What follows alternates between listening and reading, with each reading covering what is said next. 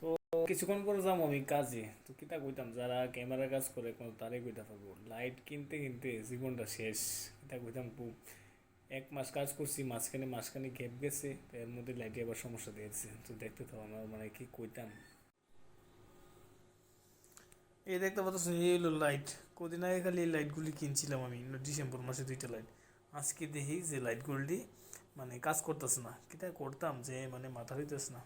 একটা লাইটের দাম 1200 টাকা, 1500 টাকা, এইভাবে কিনি না। যদি 2টা 3টা কাজ করি, তারপর যদি লাইটগুলি না ধরে কেমনে কাজ করুম চিন্তা করতেছি। ক্যামেরার যে হারে কোনো মার্কেট চলতেছে, এই টাকা দিয়ে তো কাজ করা সম্ভব না। এরপরও জিনিস যে আরে ডিস্টার্ব করতেছে, মানে কিতা কইতাম। হয়তো বাইরে চেক করতেছি লাইট টাইট। এখন বাজে তোমার 7টা। তো কিছুক্ষণ পরে আমি বাইরে যাবো, হলদির কাজ আছে। আর আমার কালকে আশীর্বাদের কাজ আছে, তার লাগে আমি এই সেট আপগুলি রেডি করতেছি। এত ডিস্টার্ব ক্যামেরার কাজে, কিতা কইতাম কোয়ার মতো না।